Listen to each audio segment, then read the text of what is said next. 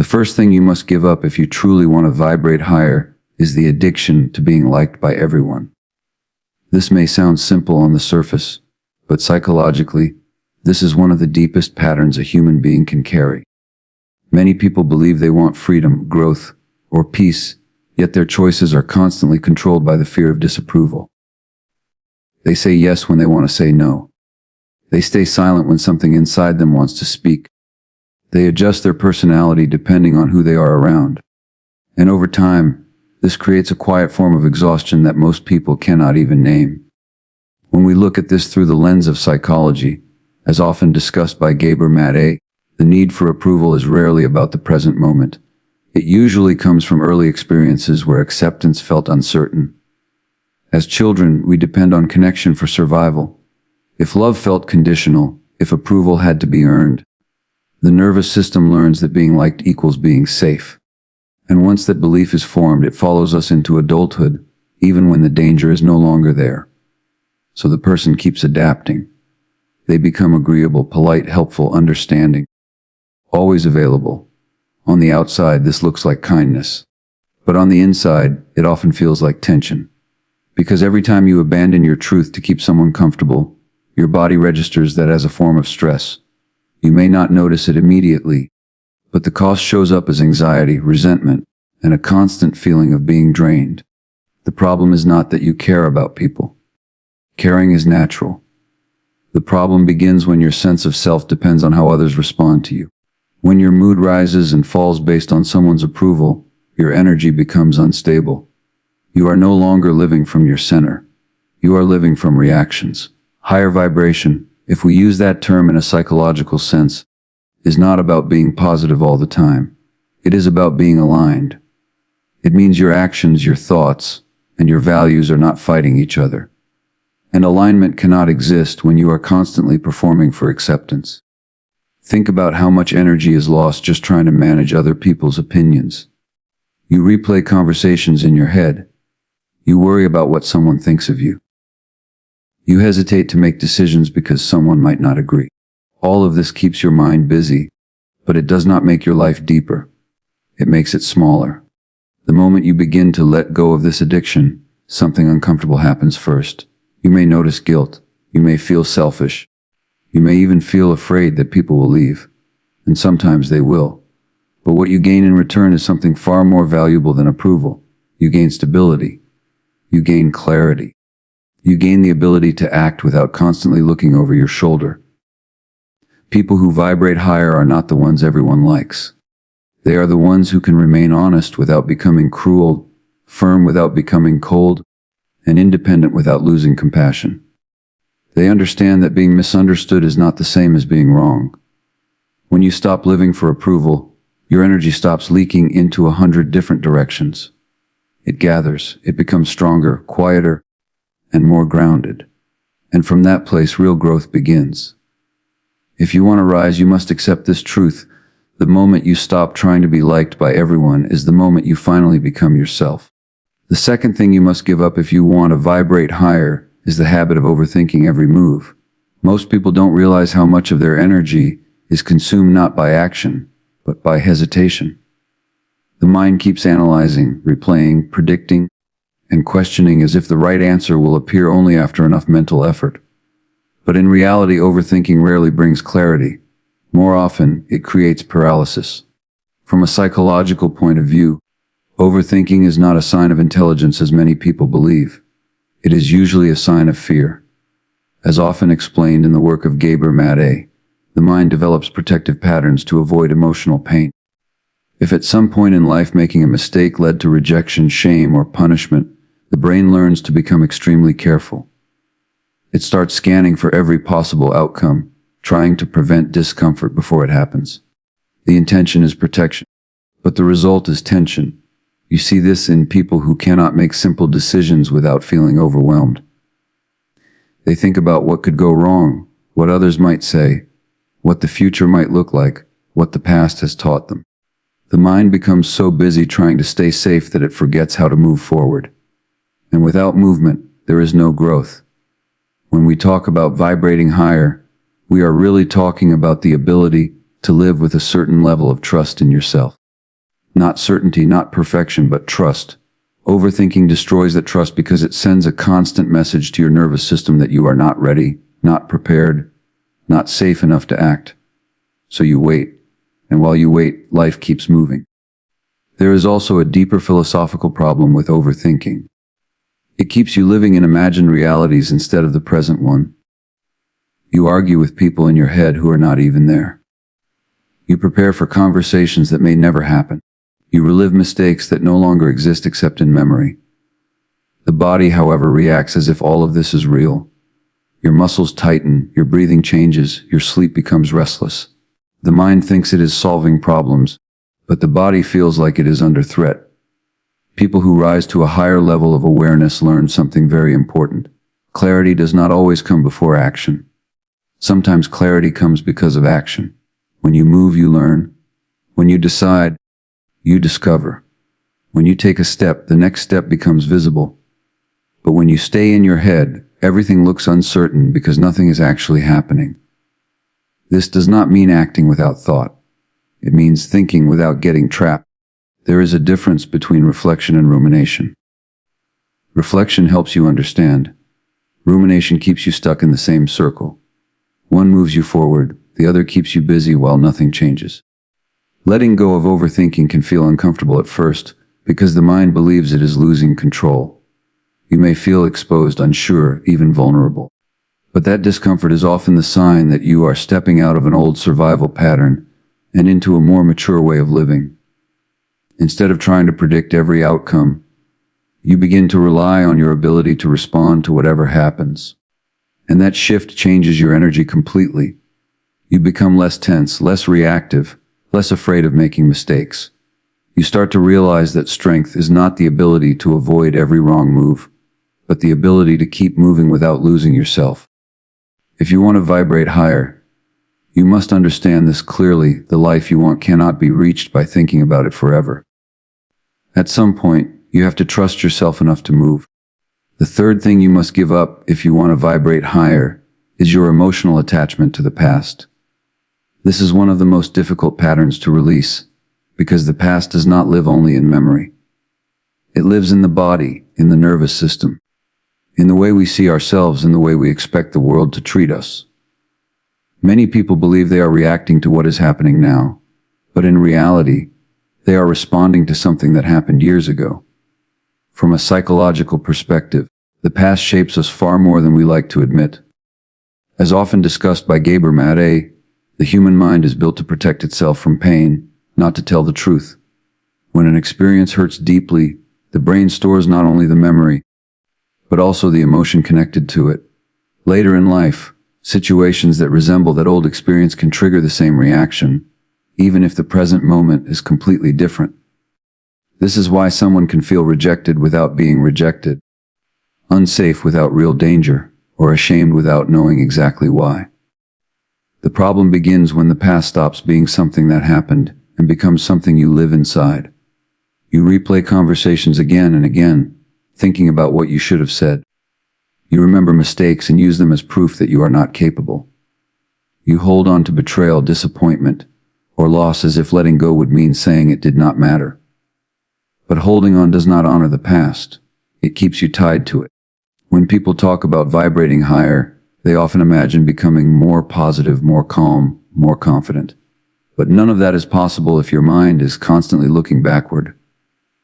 Every time you define yourself by what hurt you, your energy stays in the same place where the pain first happened. Growth requires movement, and movement cannot happen if part of you refuses to leave the old story. There is also a deeper reason why the past can be so hard to release.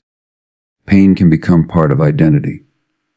If you have spent years thinking of yourself as the one who was rejected, the one who was betrayed, the one who was not understood, then letting go of that story can feel like losing a part of yourself.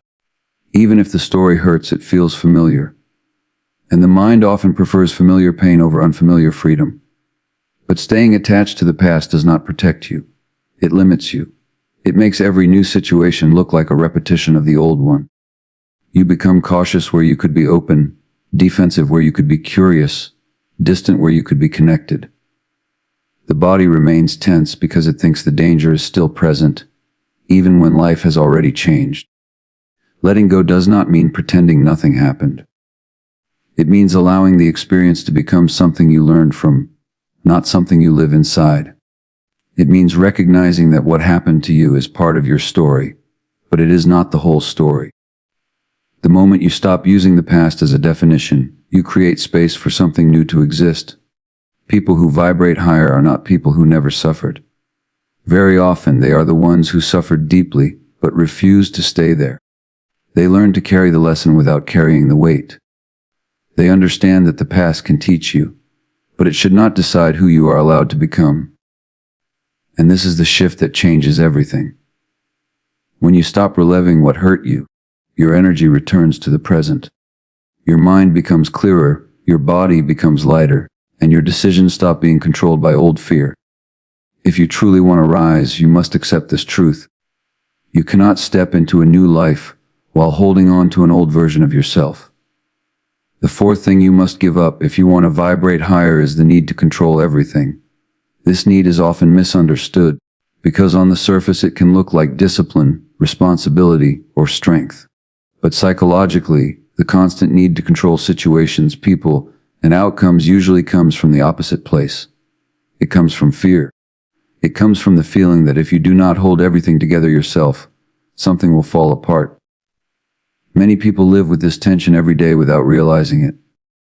They try to plan every detail, predict every reaction, manage every conversation, and prepare for every possible problem. Their mind is always working, always adjusting, always scanning for what could go wrong. And while this may create the illusion of stability, internally it creates exhaustion. The nervous system never gets a chance to relax because it believes that safety depends on staying in control. From a psychological point of view, this pattern often begins early in life. As frequently explained in the work of Gabor, when a child grows up in an environment where things feel unpredictable, overwhelming, or emotionally unsafe, the mind looks for ways to create order. If the world feels chaotic, control becomes a survival strategy. The child learns that being careful, responsible, or overly aware can reduce the chance of being hurt. And that strategy can work for a time. The problem is that the brain keeps using the same strategy long after the original danger is gone. As adults, this shows up as the belief that we must control everything in order to feel okay. We try to control how others see us, how they respond to us, how situations unfold, and even how we ourselves feel. But life does not work that way.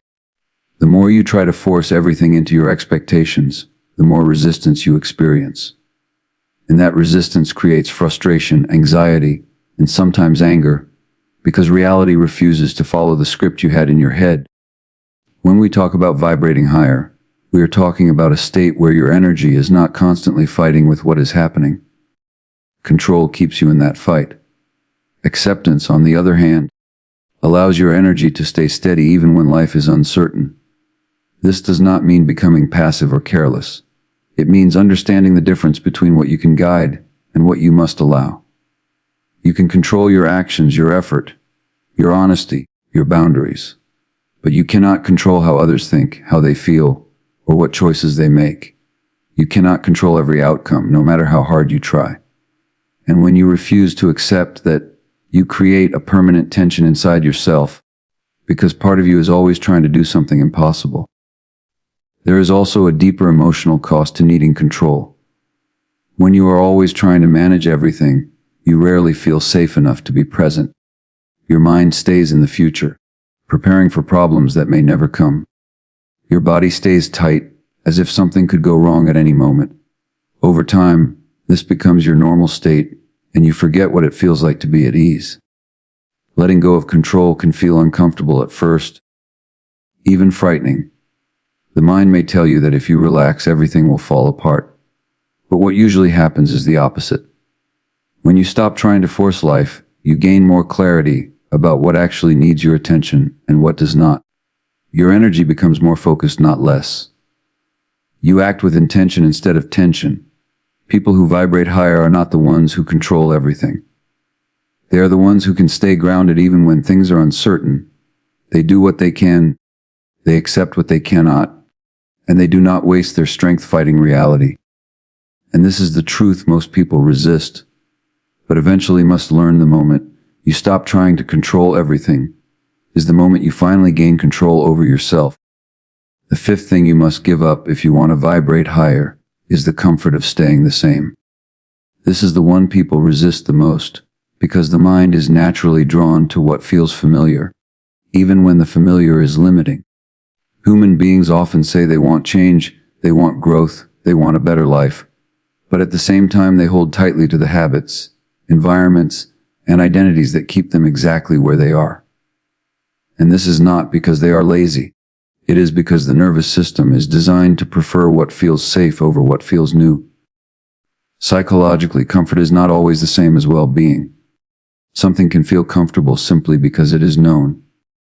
As often explained in the work of Gabor, the brain forms patterns early in life that help us adapt to our environment. Those patterns become familiar, and familiarity creates a sense of safety, even if the pattern itself is unhealthy. This is why people can stay in relationships that drain them, repeat behaviors that hurt them, or hold beliefs that keep them small. The mind says, "At least I know this," and knowing feels safer than risking the unknown. But growth always requires leaving something behind. There is no way to become a different version of yourself while holding on to every habit that belongs to the old one. When people talk about vibrating higher, they often imagine gaining something: more peace, more confidence, more clarity. What they don't realize is that before you gain anything, you usually have to let go of something that once felt necessary. Comfort can show up in many forms. It can be the comfort of routines that no longer help you, but feel easier than change. It can be the comfort of negative thinking that feels familiar, even when it makes you unhappy. It can be the comfort of staying quiet, staying small, staying in the same role you have always played, because stepping out of it feels uncertain. The mind prefers the known struggle over the unknown possibility. There is also a deeper emotional layer to this. When you begin to change, you may notice that not everyone around you is comfortable with that change. People who are used to a certain version of you may resist when you start setting boundaries, making different choices, or thinking in a new way. And the fear of losing connection can pull you back into old patterns. The nervous system remembers that belonging once depended on fitting in, so it tries to keep you where you are, even if that place no longer allows you to grow. Higher awareness requires the courage to tolerate that discomfort. It requires the willingness to feel uncertain without immediately running back to what feels familiar. This is not about forcing yourself to change overnight. It is about recognizing when comfort has turned into stagnation, and having the honesty to admit that staying the same is costing you more than changing ever could. When you let go of the comfort of staying the same, something shifts inside. Your energy begins to move again. You become more curious, more open, more alive. Life stops feeling like something you are repeating and starts feeling like something you are creating. And with that comes a different kind of stability, not the stability of routine, but the stability of knowing you can adapt. People who vibrate higher are not the ones who always feel comfortable. They are the ones who are willing to feel uncomfortable in order to become more truthful, more aware, and more free. They understand that growth and comfort rarely exist at the same time, and they choose growth anyway. If you truly want to rise, you must accept this without excuses. The life you want will never be found inside the habits that are keeping you the same. The sixth thing you must give up if you want to vibrate higher is the victim mindset. This does not mean that pain is not real, and it does not mean that people have not been hurt, betrayed, neglected, or treated unfairly. Many people carry wounds that were never their fault. But there is a difference between being wounded and building your identity around the wound. The victim mindset begins when the past stops being something that happened to you and becomes the reason you believe you have no power now. From a psychological perspective, this pattern is very understandable. When someone experiences repeated hurt, especially early in life, the mind looks for a way to make sense of it. As often discussed by Gabor, the brain adapts to survive emotional pain, not to create confidence. If a child grows up feeling powerless, ignored, or unsafe, The nervous system learns to expect the same feeling later in life. The person may become highly sensitive to rejection, quick to assume the worst, or convinced that nothing they do will really change anything. This is not weakness. It is a learned response to experiences where control was not possible. The problem is that what once helped you endure can later keep you stuck. When the mind gets used to seeing life through the lens of powerlessness, it starts to interpret everything in a way that confirms that belief. If something goes wrong, the thought appears immediately, "This always happens to me." If someone disappoints you, the mind says, "People never treat me right." Over time, these thoughts stop feeling like opinions and start feeling like facts. And when you believe you have no power, you stop using the power you actually have. When we talk about vibrating higher, we are not talking about pretending life is fair. We are talking about stepping out of the habit of seeing yourself only as the one things happen to. There is a shift that must occur where you begin to ask a different question. Not "Why did this happen to me?" but "What can I do with what happened?" That question does not erase the pain, but it gives you movement, and movement is what changes your energy. There is also a hidden comfort in the victim mindset, even though it does not feel comfortable. If everything is someone else's fault, then you do not have to risk change. You do not have to make difficult decisions. You do not have to face the fear of failing, because the story already says the outcome will not change. In that way, the victim mindset protects you from disappointment, but it also keeps you from growth. Letting go of this mindset can feel almost threatening at first, because if you accept that you have some power now, then you also accept responsibility. Not responsibility for what happened in the past, but responsibility for how you respond today. And responsibility can feel heavy when you are not used to carrying it. But it is also the place where strength begins. People who vibrate higher are not people who never suffered. In many cases, they suffered deeply. The difference is that at some point, they stopped waiting for life to become fair before they allowed themselves to become strong. They stopped explaining their limits only through their history, and they started deciding who they wanted to be in the present. This does not mean you never feel hurt again. It means the hurt no longer defines the direction of your life. Your reactions become more conscious, your choices become more intentional, and your energy stops being trapped in the same story. And this is the moment where everything changes. The moment you stop seeing yourself only as the victim of your past is the moment you begin to become the author of your future.